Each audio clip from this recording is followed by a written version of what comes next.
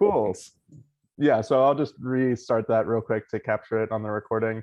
So Distribute Aid, Sarah and I have been involved in the refugee solidarity movement since kind of early 2018, and got started just collecting clothes with a group in Scotland, folding them, shipping them off, and we noticed the challenge of like, who needs the stuff we have? How do we get it there? This sort of supply chain or logistical concern. So in 2019, we started Distribute Aid to solve that as kind of a cross-cutting concern with all of these groups dealing with in-kind donations and kind of physical aid.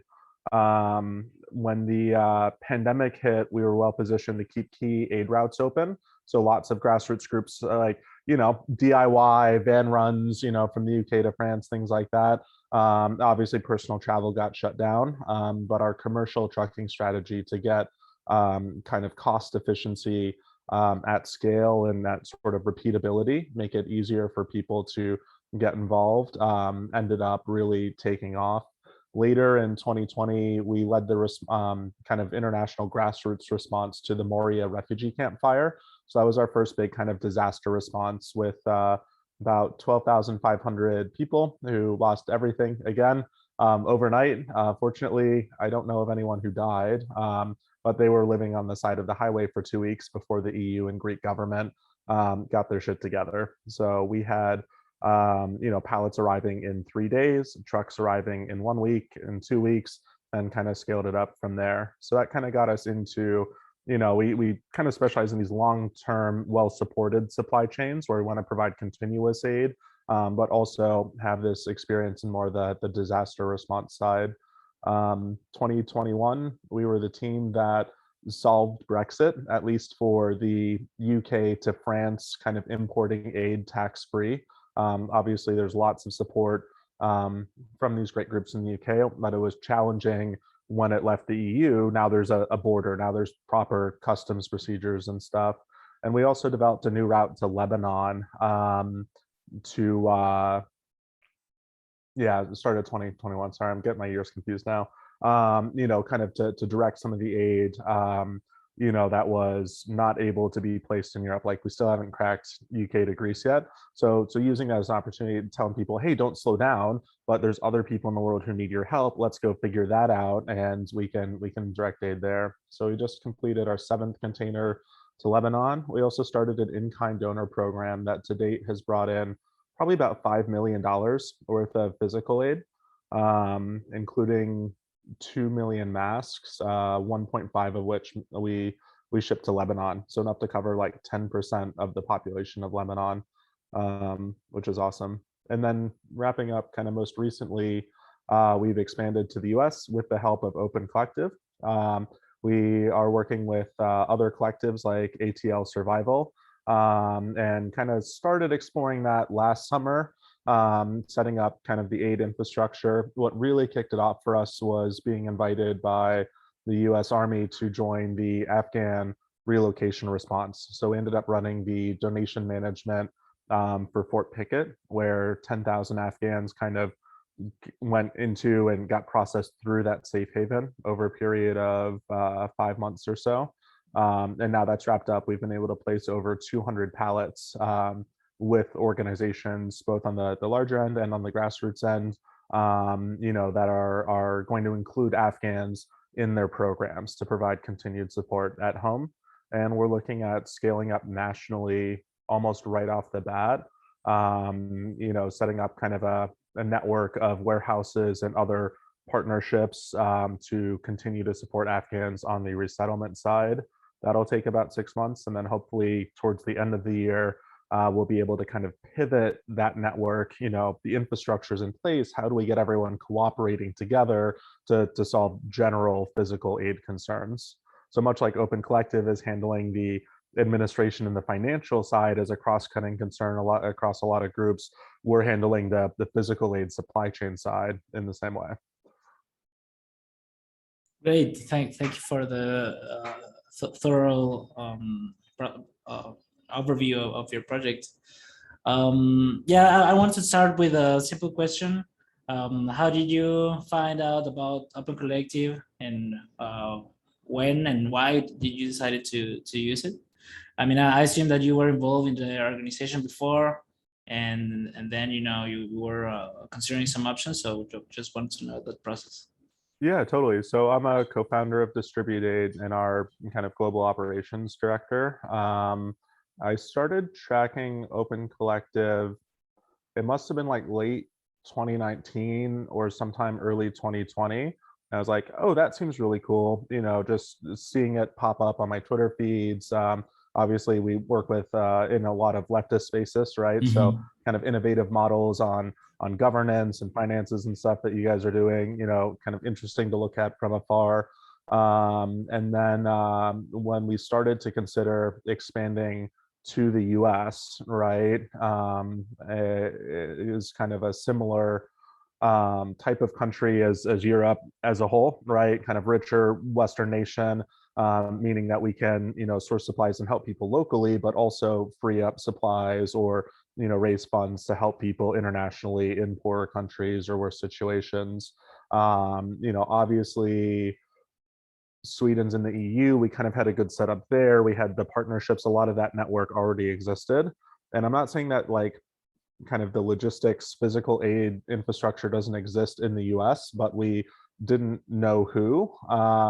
And it's at least at the grassroots level, it's much less developed. I feel comfortable saying that. Like, I think that there's a lot more cost in the US, student loans, things like that. In Europe, it's easy for someone to take a gap year and work full time on these projects. So the Yeah, only yeah, real expenses are kind of housing and warehouse rent and stuff like that.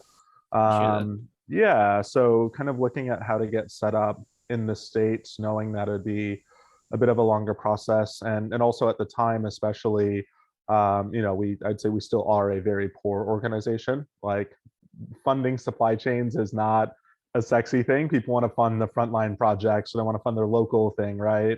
So while we move millions of dollars of aid, our budget is in the maybe $100,000, $200,000 a year, with most of that going to shipping, right? And so setting up to start a 501c3, we looked into that process, but even coming up with $5,000 to go get it registered, right? And Yeah, then I get having that. to do all the admin, all the accounting in a different Hmm. country. Sure, same processes, but like we didn't have that momentum, we didn't have that seed funding or whatever to do it on our own. So we said, hey, let's try out Open Collective.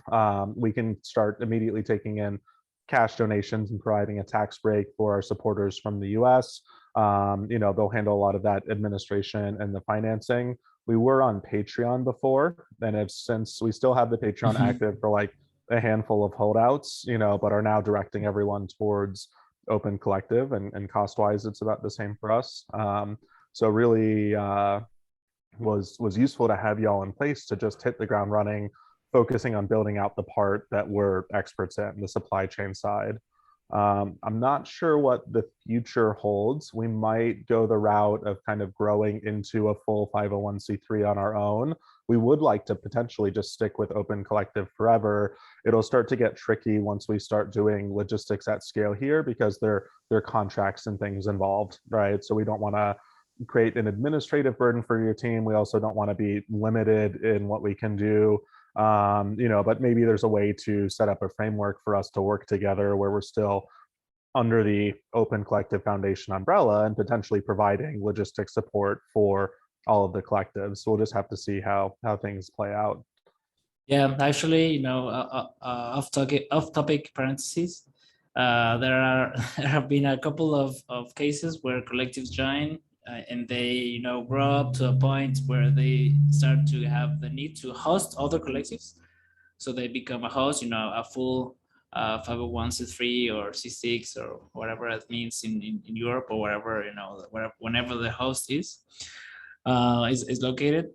And yeah, that's one of the plans for the future, like having like this user journey for this type of projects to grow all the way to host, if that's your choice. There are like other projects which is like healthy, and we are all okay with that just finish your stuff and close down everything and move to other stuff. That's also like Yeah. amazing. And I personally love to see like so much diversity happening within the confines of the Open Collective platform.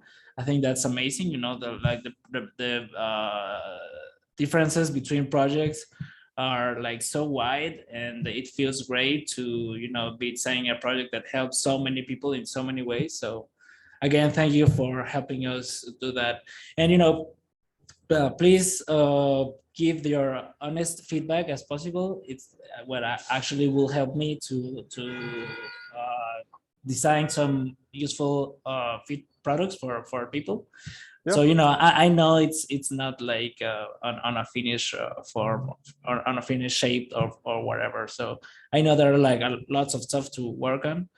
So yeah, please don't feel I won't don't hold feel back. restrained. Yeah, I don't think hold like back. overall, like very excited to be part of the Open Collective Foundation and using Open Collective, but I feel kind of at that product level, here are the pain points. Let's just cut to the chase and provide Amazing. useful feedback. Yep. Okay, let's jump on the fun stuff. Okay. I will share a link with you. It's like a mirror version of the platform, like a staging.opencollective.com. And on that platform, what I'll ask you to do is to share your screen and go through the process of creating a collective. Okay. And yeah, that will mean that you will need to create a new user and stuff. I mean, there's exactly a mirror version of Open Collective, but your user doesn't exist in this platform. Sure. So yeah, feel free to. Oh, I think I need to. Yeah, you have to let me share the screen. Damn. So. Okay, should be right now. Cool. And I should say, as we start this, our perspective of an org coming in with an already established team and operational capacity, kind of a little bit further along the org development journey, right? Using this as an expansion opportunity might be different than someone who like has a great idea for a local community project, but is kind of starting from scratch.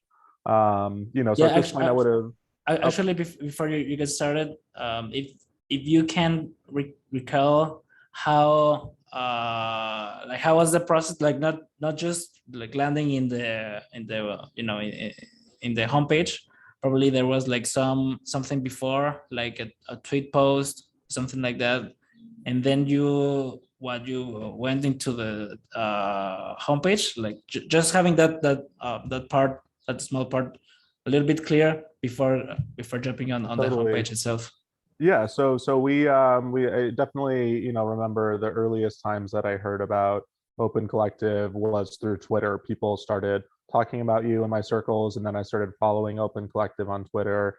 When we got serious about expanding to the US, we did a lot of research, right? Looking at both the 501c3, maybe using Open Collective instead of Patreon at the platform level, and then also the Open Collective Foundation. So I'd say that your documents online, the docs, were really helpful to get a sense, be able to just dive in, kind of evaluate it on our own.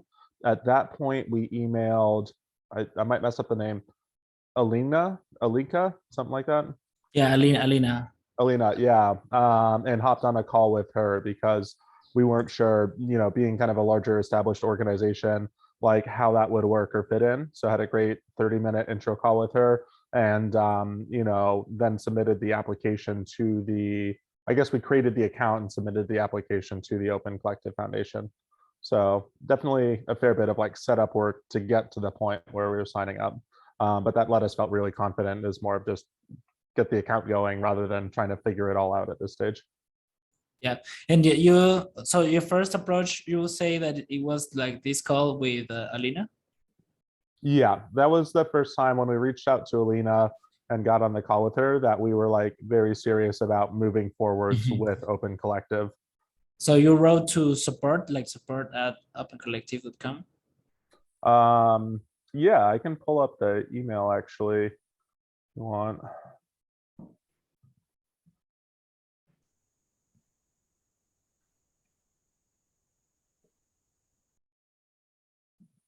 Yeah, so our guy, Chris, who was leading kind of the US expansion project last summer, reached out to Alina and she set it up, and then he brought Mian, she provided some documentation here.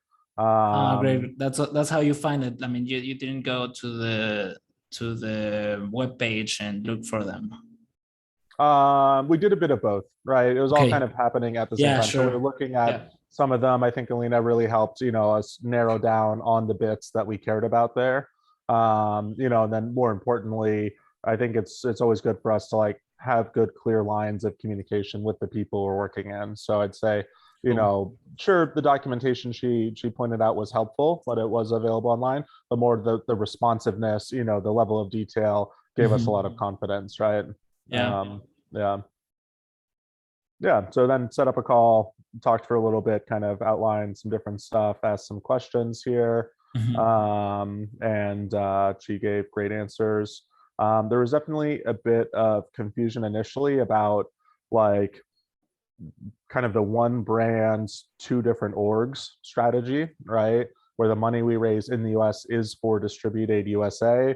But obviously, we receive a lot of support since we're just starting out here from our European colleagues with logistics and administration and other stuff. So just trying to figure out like where the boundaries or lines were and how we could provide compensation, to our European team for the time they're spending help us, which ended up being easier and is kind of fairly regular now, where they just submit their invoices and we pay them out through Open Collective.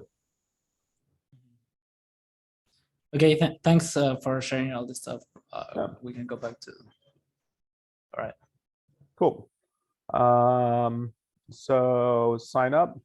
I'm going to create a collective here.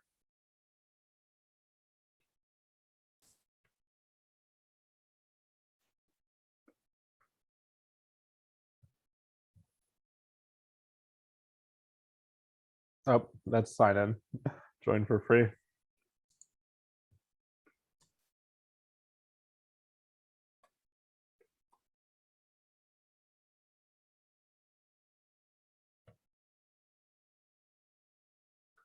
Cool.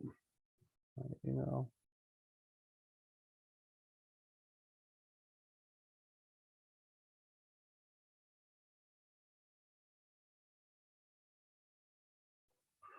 Okay.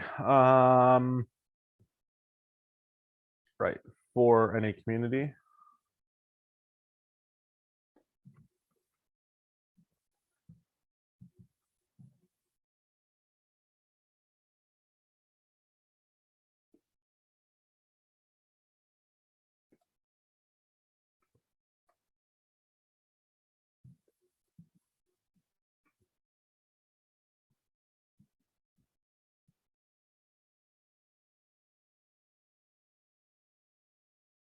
I like this. I'm not sure this was around when we created it.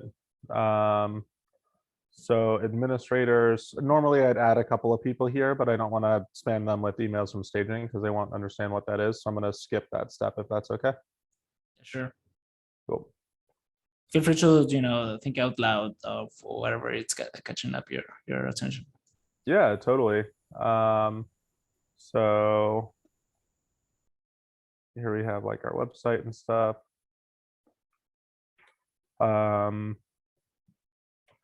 Oh, this is interesting. So we very intentionally have everything going to HTTPS as a secure site.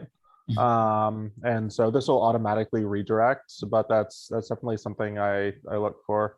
So I'm using HTTPS. I don't know if that would make sense as a dropdown. Probably doesn't matter. We just try to be conscious of that stuff. And then GitHub distributed.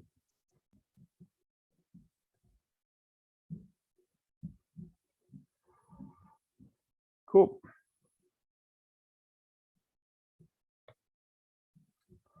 Nice. So then we got to this page and it took us like a week or so to kind of get all the content up and all this stuff, almost immediately want to like add a logo. Oh, the logo somewhere.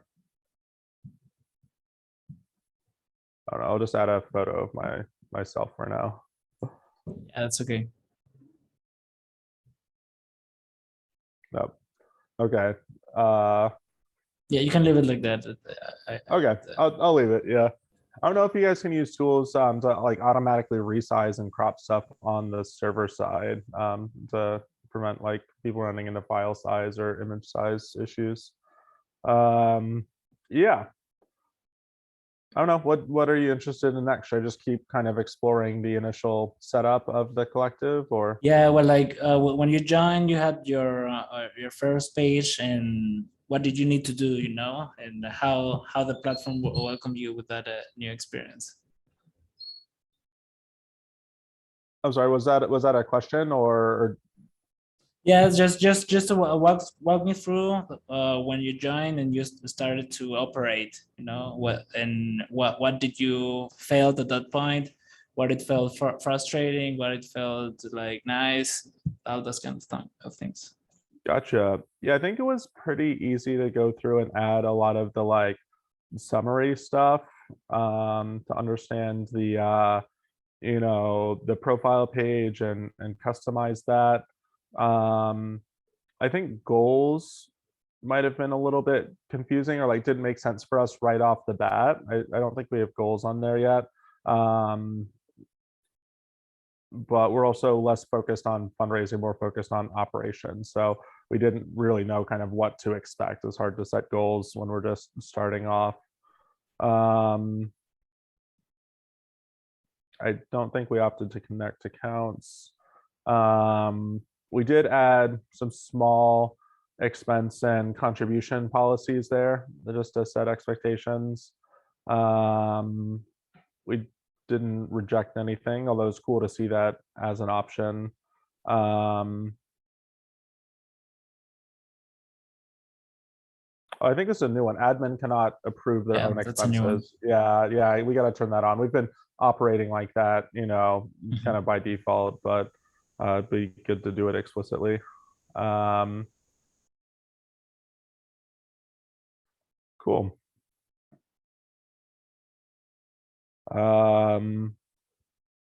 And so we definitely applied to join here. And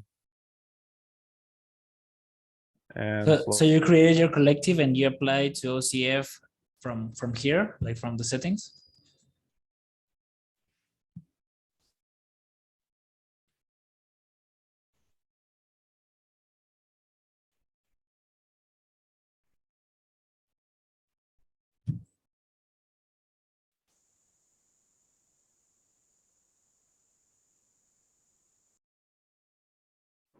is it recording?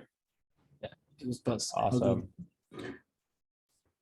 Yeah, so we Oh, sorry. My last question was if you like create your collective and apply to OCF from here, like from the settings. yeah, we did. We knew we wanted to apply to OCF, but we went through kind of this workflow here. Okay.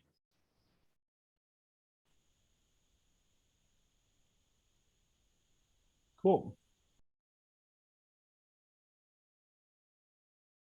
Oh, is the host fee 0% now? Yeah, no, that's on the staging platform. So, sorry about Oh, you got me all excited. that. Like, yeah. So I think there was a document we needed to submit and stuff. Filled all this out, and then it got reviewed and approved. Yeah. Do you want me to walk through the application process here, or? No, good. Cool. After you were like redirected to your collective page, right? After you finish your application, then you went through a approval process that happened through email, right? Yep. And then you were able to receive contributions and pay expenses, right? That's what the next step. Yep. Yeah, Right. absolutely. So we started to get contributions in kind of to our general fund. Like we have a tech sponsor in the US who puts $500 a month in there. We've had individual contributors, things like that. So that was really good. And started spending money. Yeah. Yeah. What are the features that you use the most? Yeah, maybe I want to go back to the not the staging site, but just show you Cool. our page. So we I think what we there we go. What we use the most is really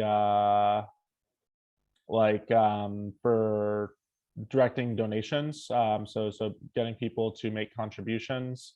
We haven't set up tiers or anything like that yet, although I might be planning on it. We haven't used events yet, although I do like what Open Collective does with their community, monthly community platform. So probably going to start using events as a way to organize meetups within our logistics network, right? Kind of hold an office hour sort of thing. You can sign up through the Open Collective page to get the link. Yeah. Here's the actual money part. So like the budgeting, I'd say this is where we spend most of our time on Open Collective, is like, you know, looking at donations coming in, submitting invoices and expenses, like checking our balance and kind of, making sure that we're solvent and stuff. And I think the overall amount for distribute aid is like, okay, it looks like we raised like 20,000, which is awesome. And spent about half of that. Most of the expenses on our main page are, covering our team's time in Europe to support our expansion to the US. So this is kind of our general funds is how we view it, right? What we Yeah. really like is the project budgeting. And this works well because we do the same thing with our European banking. We use wise.com, and we can create different buckets and different currencies, for projects or shipments or things, because we take in money like on a per project basis or per shipment basis, kind of social enterprise model. Let's get our costs covered to move forward with stuff, right? So we need to be careful and make sure that it's spent to cover those project costs before it gets used for other things. And so this was really key. During our time at Fort Pickett, we held a international fundraiser through LaunchGood, and that had like 200 donors from 18 different countries, and then sent the money to Open Collective. We also started promoting our Open Collective page, and like a philanthropist through their Goldman Sachs philanthropy funds gave us 20 grand. Like literally never talked to them, have no idea who it is, but they got wind and it was easy for them to make the donation. I think they just mailed y'all a check. We've had Cool. other people contribute directly. That's the Yeah. LaunchGood fundraiser right there. So that's awesome. Like it does its job of like getting money in the door. One of the key, like absolutely killer feature for us here was like, great, we raised way more money than we thought, right? I think we were, looking at $10,000, kind of a dollar per guest or something like that, right? And during the time that people were at the base, all of this money, we weren't going to use it for admin or anything. It was to buy critical items. So like if there's a big winter storm, we wanted enough in reserve to buy winter clothing for thousands of people, right? As well as kind of more in the day-to-day supporting activities, educational opportunities, things like that. And we ran into a problem where there was too much money and it was just me on base. I didn't have time to go buy stuff and get reimbursed. I'm also like not rich. I don't really have savings or things. So I couldn't front the costs all the time. Right. And so I like the reimbursement model because it directly ties stuff, but like you have to be out of pocket that money for a bit. Fortunately, with Open Collective, it's not a long time because you all do the payments twice a week.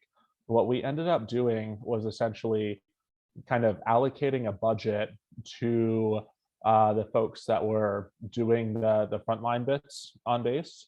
So like the Department of State was involved in running a number of activities on base, like the computer lab and the women's center.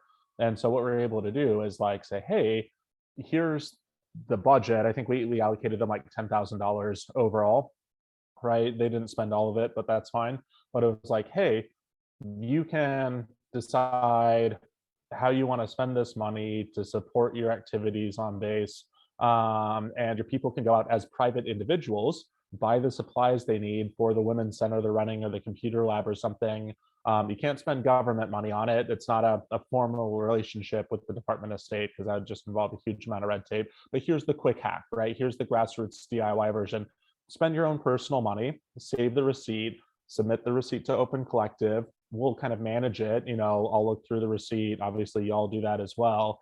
And that really allowed us to kind of democratize this funding and make it easier for the people on the ground to go do what needed to be done, Yeah. within reason, with safeguards. But that really solved the problem of me being the bottleneck Yeah. in terms of helping the Afghans out on base.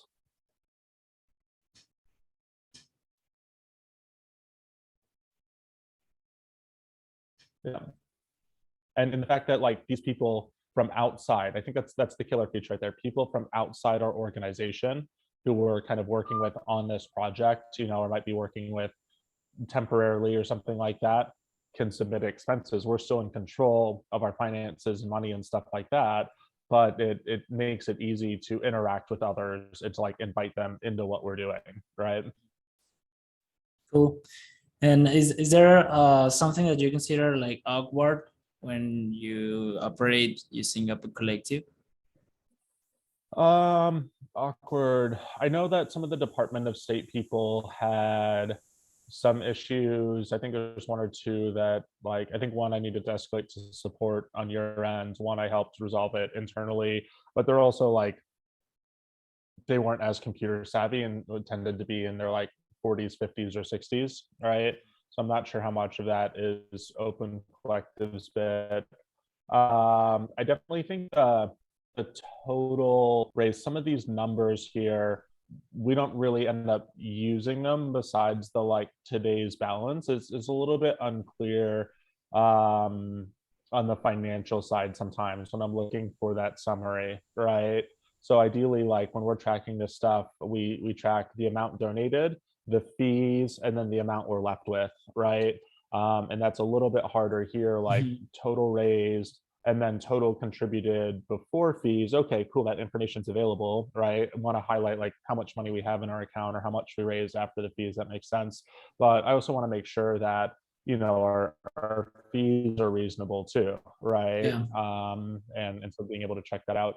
That might just be because I'm not sure the average size of your collectives, but we're pretty diligent on our accounting front, especially with like logistics costing very real money and being a very real world thing, and there being lots of risk involved sometimes, right? Where the wrong move could cost thousands of dollars, or save thousands of dollars. So I almost kind of wish there was like a bit more of a dashboard, showing contributions over time, showing fees, and maybe the percentage of fees each month. There's like the credit card portion, and then Open Collectives 5% as well. Things like that. Yeah. Kind of more on the admin sort of side here. The public side, this is great, I think, right? Yeah. Yeah. Also, especially at Picket when there are a lot more expenses than usual. Sometimes it's hard, like you show the top three, that's cool. But then like if I didn't review all of them or one got bumped to another page, I might have missed it. So it'd be cool to see like stuff that I need to take action on. Like, can I filter my expenses to, this person had a payout problem, or I need to review it, or something like that. So I can just kind of do the list once we involve any issues. Yeah. So see Yeah. it. All right. Yeah, this has been extremely helpful. And yeah, you feel free to start sharing your screen when you feel ready. Last thing I wanted to ask you before wrapping up is that if you explain to another person what Open Collective is, what do you tell them? I usually tell them that there's two sides to Open Collective, right? There's the platform side, which is a nonprofit like kind of financial donations management tool, that handles taking in donations as well as paying out expenses. So you can use the platform to run the accounting for your nonprofit on the kind of day by day bit, right? Then you also have the Open Collective Foundation, which is a fiscal host. And so they're actually a charity that sponsors a lot of projects. They're really great at letting projects run independently, and make decisions with the money they raise and stuff. But they're the ones with the 50c3 tax status, who handle the administration side of that. So when I recommend people, depending on what they want to go for, kind of steer them of like, hey, start your charity, but like use this as a platform, as a great tool, to facilitate this stuff. Or if it's not a big long-term vision, you're trying to do a community project that might be temporal, right? A 6-month thing, or you're trying to run like a small group or something that's a bit less formal, just sign up with Open Collective Foundation, use the platform and get them to do, all the accounting and paperwork and stuff. It's totally worth it. In some ways, I say you're like the Patreon for nonprofits, right? A bit less about like creating content, more about creating good work in the real world. And Patreon was kind of awkward for us because they have all the rewards and stuff. They're really, transactional. Whereas with Open Collective, we want money coming in that's unrestricted or maybe just restricted by project. And then the return should be us posting updates and things, to show the impact we're making with that money. It's a bit more collaborative, I think. Yeah, the last bit is where do you publish updates? Where do your community lives? Like comment, likes, like do you use social media or what platform do you use for that? Yeah, so we kind of taking this like 2 orgs, 1 brand approach. So we use Facebook. Unfortunately, I'm not a fan of Facebook. Yeah, no worries. Yeah, there's so many grassroots groups in Europe, with retirees who set up the page 5 years ago and they'll never leave. So we use that. Twitter, we have a bit more of an American kind of tech audience on Twitter, as well as kind of an international aid audience of like different orgs on there. LinkedIn has been surprisingly popular with like a small subset of folks. Cool. Some of the more professional types, as well as like, good to have content on there. In a lot of ways, we're kind of a stepping stone. We recruit from frontline organizations, but we tend to be fairly like straightforward and professional. So people kind of use us as a way to transition, from a year or so in grassroots, 6 months with us, and then they go get their dream job at like a big nonprofit or a big company.